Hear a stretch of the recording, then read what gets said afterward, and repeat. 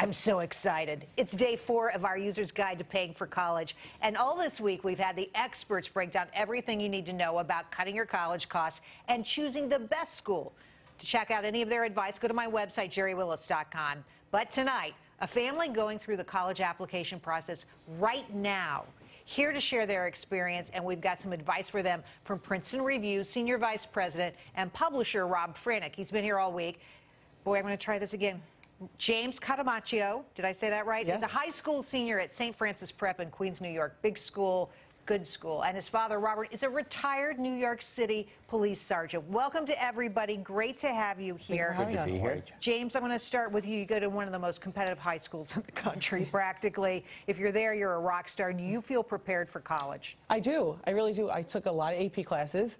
Our guidance department at St. Francis Prep is great, and I feel like, I'm really prepared. And going to such a prestigious school, I've been able to take these AP classes, and I do feel like you get a gist for a college class. I do feel prepared. So you've applied a bunch of places. Yes. Where have you gotten into?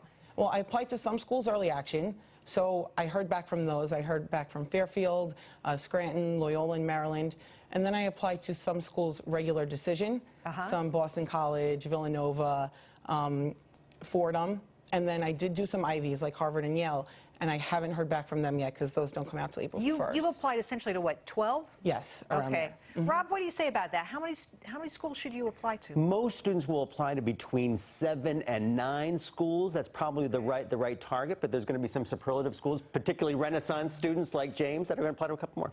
All right. What do you want to major in? Remind me what you want to study. Right now, I'm leaning towards history, political science, maybe to go to law school, something like that. You're going to be president. That's what you told me. That you said, I want to be the president of this country. Yes. All right. What do you tell students who are undecided, though, and maybe you don't know what you want to study? It's true. And truthfully, most students don't know what they want to study. Most are going to go into school undecided. They might have a love of something that they've done in high school already, and that's terrific. But most of the schools that students are applying to are liberal arts schools. The first 2 years of study in college are going to be lots of general courses in different areas, so that at the end of your sophomore year, you're going to know without question. All right, so what's your priority in a school? You've applied to a lot of different kinds of places. Is there one common theme with them? Well, for me, I judge schools on the vibe.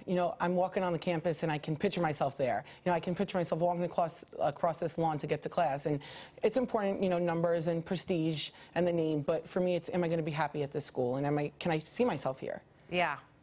Rob, what do you say? I think it's right on. It's what we've been discussing all week is finding your best fit school. That's an academic fit, campus culture fit, financial aid fit, but it's getting that wonderful feeling on campus. I'm so glad you didn't say, well, I started with a list of party schools. Yeah. I worked my way through it. All right, Dad, let's go to you. So the process of applying, though, I've been looking at these forms. I've been seeing what they send back. I am mystified by almost all of it. Do they give you enough time to go through this stuff?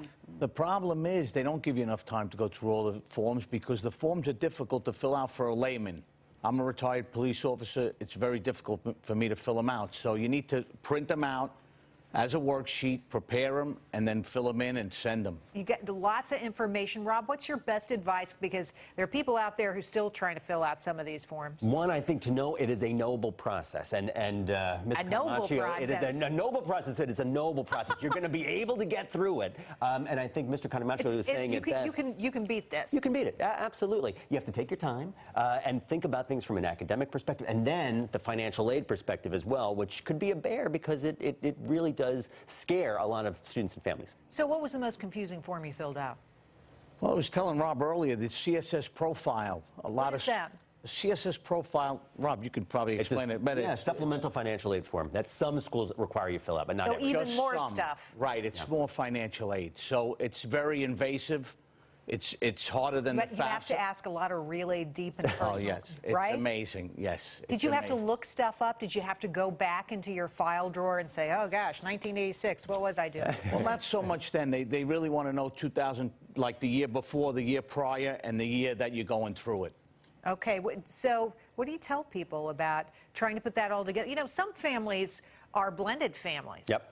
And it can get really confusing with the details of where's mom? Is mom playing? Is it's dad? What do you tell people? What I love about the Cotumaccio family is that they've taken this process together finding your best fit school academically, outside of the classroom, thinking about the financial aid process. They worked as a partnership and team, and they left plenty of time to go through this process. You didn't do it at the last minute, which it would be overwhelming. It still could be a little overwhelming, but you're going to be able to master that process as well. I love it. You know, we've got something from Cal Chaney, your compatriot, and I just want to bring him into this conversation. He's not here, but we have a stop from here. Let's hear from Cal. Colleges try to figure out how much you're willing to pay before you cry uncle and say we can't go. So they're trying to get you to pay the most amount. You're trying to pay the least amount. You want to be prepared and do your homework. You want to be prepared to provide additional documentation to prove your case. So, Robert, are you out there? Are you trying to get a better deal right now?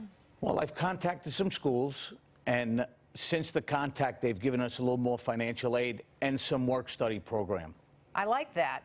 Yeah. So are you holding their feet to the fire? Because you've got like a fantastic candidate here. Well, you have to be persistent. You need to call. You need to call them, and you need to say, listen, we need a little more money if we can, if you want us to attend the school. Best thoughts, Rob, on holding those schools' feet to the fire. Because, look, here's the way it works from what I've heard. The student aid officer is not your friend, okay? This is somebody, that person is trying to hold back all the dollars that they can and get you in there with just the least amount of money. So, Rob, how do you get them to give more? I think the tide changes once the admission letter gets to a student, because now we have between, let's call it March 15th and May 1st, where that school has to yield you as a student. So when we start to think about them giving out money at the beginning, now the tide has turned. So you can use that to your advantage to call those schools and be persistent, as Robert has, and saying that this is our first choice school, or this is one of our top contenders. What can you do for me from the financial aid perspective? Well, you know, look, I think that that's the right advice. Robert, what would you say is the single best piece of advice you can give to other parents right now? I would tell parents to start the process early. Get out and visit schools. Get out there. How many did you visit? We visited approximately about 25 schools. Wow. That's a lot of travel, Dad. It's a lot of travel, and it's a lot of, you have to coordinate all your visits. So it's a lot of hard work. But it's good to see all of them, because you get an idea for what you like. Do you like a suburban campus? Do you like a mid-sized school? Do you want a private or Catholic school? You really get to see what types of school you want. You can narrow it down by seeing more that way. So that helped you make up your mind to begin with. Yes, definitely. Robert, Rob, last thoughts here as we prepare to go. You know, I just think it's so great to have somebody on who's in the middle of this, because it's got to be harrowing and sort of scary, because you really, it's a black box. You don't even, you don't even come up with your estimated family contribution. They do it for you, right? That's true. That's true. But by May 1st, you're going to make this decision that everybody's going to ask you about for the rest of your life. It is an awesome thing. It's an awesome task. But if you do it right, and it's so possible to do it right, then it's such a rewarding thing when you enroll as a freshman. Now I want to go back to school. Right? I'm so excited about this. James, are you excited? Are you ready to go? I'm sad to leave high school, but I'm definitely ready for the next chapter of my life. Do you have a feel for where you might opt for? Hopefully staying close to home, but away enough to dorm, maybe Fordham or somewhere like that. So I'm excited. Cool. Yeah. Yeah. All right, President.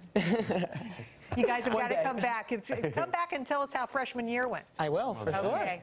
Thanks so much for coming on and sharing your story. Thank you for having me. Good to be here. Of course. Appreciate it. Have fun in the snow.